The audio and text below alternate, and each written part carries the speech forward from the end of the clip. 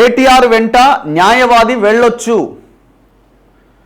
KTR ACB విచారణకు హాజరు కావడానికి మొన్న 2 రోజుల క్రితం ఆయన క్వాష్ పిటిషన్ని హైకోర్టు కొట్టేసే ముందు రోజు విచారణకి ఏసీబీ ముందుకు హాజరు కావాలి. ఆయన గేట్ దాకా పోయి నేను అడ్వకేట్ ఉంటేనే వస్తా అని అన్నాడు. బేసిక్గా అడ్వకేట్ అవసరం లేదు అని ఏసీబీ వాళ్ళు చెప్పారు.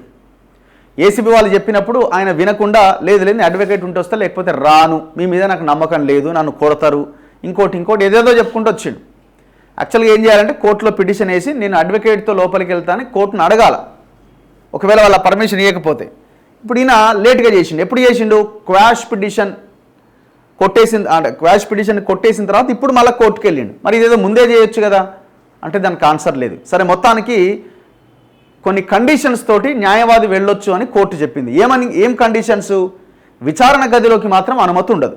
ఇప్పుడు ఇక్కడ విచారిస్తుంటారు అనుకోండి, ఈ రూమ్లోకి అధికారులు, ఎదురుగా కేటీఆర్ ఉంటాడు, పక్కనే కూర్చోవడానికి అవకాశం లేదు. ఏడ కూర్చోవాలా? గాడేనో కూర్చోవాలా, ఆడేనో కూర్చొని కేటీఆర్ కనిపిస్తున్నా లేదా? కనిపిస్తుండే. విచారణ జరుగుతుందా? జరుగుతున్నది. సో అంత డిస్టెన్స్ మెయింటైన్ చేయాలని చెప్పింది. విచారణను కనిపించేంత దూరం నుంచి గమనించవచ్చు, ఎలాంటి జోక్యం చేసుకోవద్దు. ఫార్ములా ఈ రేసు వ్యవహారంలో హైకోర్టు ఉత్తర్వులు. నేడు అవినీతి నిరోధక శాఖ ముందుకు మాజీ మంత్రి ఏసీబీ ముందుకు ఇవాళ వెళ్ళబోతున్నాడు. ఫార్ములా ఈ రేస్ వ్యవహారంలో ఏసీబీ నమోదు చేసిన కేసు విచారణ సమయంలో తన వెంట న్యాయవాదిని తీసుకెళ్లేందుకు మాజీ మంత్రి కేటీఆర్కు హైకోర్టు అనుమతించింది. ప్రశ్నిస్తున్న గదిలోకి మాత్రం ఆయనకు అనుమతి ఉండదు. ఎవరికి? అడ్వకేట్కు. విచారణను కనిపించేంత దూరం నుంచి మాత్రమే గమనించవచ్చు. విచారణలో న్యాయవాది కేటీఆర్కు ఎలాంటి సహకారం అందించరాదు, జోక్యం చేసుకోరాదు అని తేల్చి చెప్పింది హైకోర్టు.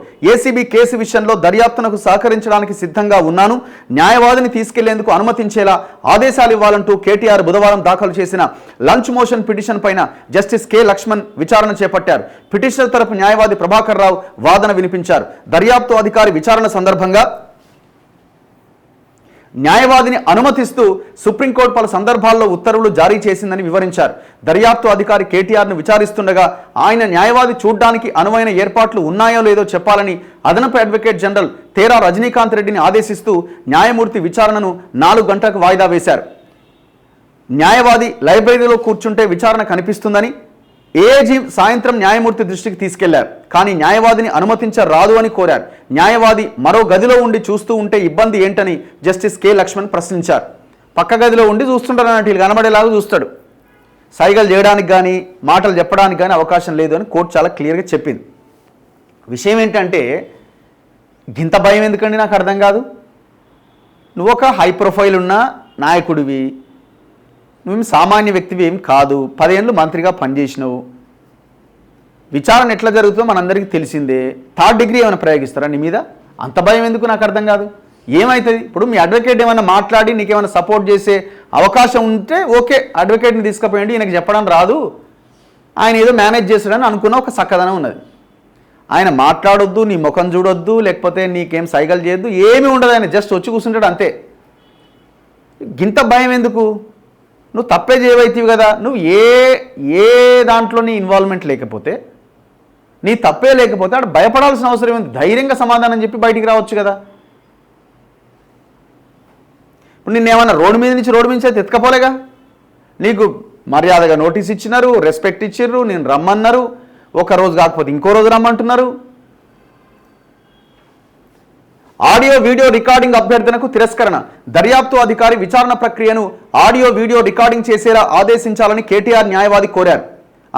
ఇవన్నీ రికార్డ్ చేయాలన్నాడట ఎవరు? కేటీఆర్ లాయరు.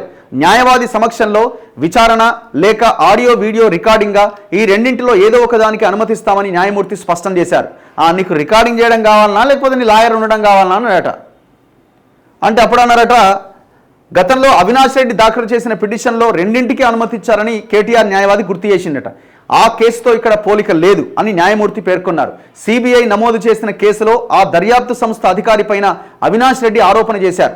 స్టేట్మెంట్లో కొన్ని తొలగించారు అని, మరికొన్ని చేర్చారు అనడంతో ఆ మేరకు ఉత్తర్వులు ఇచ్చారు అని స్పష్టం చేశారు. సో ఆ కేసు ఈ కేసు వేరు, జర ఆగండి అని చెప్తూ కేటీఆర్ వెంట న్యాయవాది వెళ్ళవచ్చని, అయితే విచారణ గదిలో కాకుండా మరో చోట కూర్చొని ప్రశ్నించే ప్రక్రియను గమనించవచ్చన్నారు.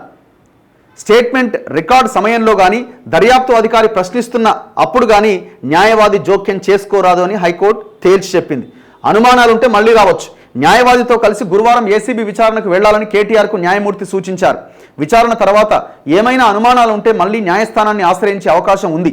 ఏసీబీ విచారణకు కేటీఆర్తో పాటు వెళ్లేందుకు 3 న్యాయవాదుల పేర్లు సూచించాలని, అందులో ఒకరిని అనుమతిస్తామని చెప్పారు. దర్యాప్తు అధికారి కేటీఆర్ ఒక గదిలో ఉంటే వాళ్ళిద్దరూ కనిపించేంత దూరంలో న్యాయవాది ఉండేలా ఏర్పాట్లు చేయాలని ఏసీబీని ఆదేశించారు. మొత్తానికి నేడు ఈ అన్ని కండిషన్స్ తోటి ఏసీబీ ముందుకు కేటీఆర్ అటెండ్ కాబోతున్నాడు. ఫార్ములా ఈ కేసు దర్యాప్తులో భాగంగా మాజీ మంత్రి కేటీఆర్ గురువారం ఏసీబీ ముందు హాజరు కాబోతున్నారు. వాస్తవానికి సోమవారమే ఏసీబీ కార్యాలయానికి వచ్చిన ఆయన తన న్యాయవాదులను అనుమతించడం లేదన్న కారణంగా వెనక్కి వెళ్ళిపోయాడు. మొత్తానికి ఇవాళ వెళ్ళబోతున్నాడు. ఇది తుపేల్ కేసు, లొట్టపీస్ కేసు, ఇంకేదో కేసు, ఉత్తదే కేసు. మరి ఎందుకు ఇదంతా లొల్లి? విచారణకి దర్జాగా ధైర్యంగా లోపలికి వెళ్ళి వాళ్ళు అడిగిన ప్రశ్నలకి సమాధానం చెప్పి బయటకు రావచ్చు కదా. అంటేనే అర్థమవుతున్నది ఇందులో పీకల్లోతు కూరుకుపోయారు.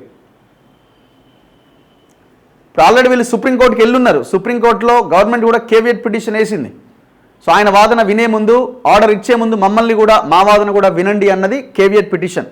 ఆ కేవియట్ పిటిషన్ రాష్ట్ర ప్రభుత్వం కూడా వేసింది. సో యాక్చువల్గా అది ఇవాళనో రేపో అది కూడా సుప్రీంకోర్టు బెంచ్ మీదకి వచ్చే అవకాశం ఉంది. మరి వాళ్ళు ఏమైనా ఇంట్రీమ్ ఆర్డర్ ఏమైనా ఇస్తారా సుప్రీంకోర్టు అన్నది కూడా చూడాలి. మరి ఇప్పుడు ఆయన అరెస్ట్ చేయడానికి అన్ని అవకాశాలు ఉన్నాయి. మరి ప్రభుత్వము ఏసీబీ మరి ఏం చేస్తుందో మరి చూడాలి. మరి వాళ్ళకి అద్భుతమైన అవకాశం ఉంది 24 గంటలు.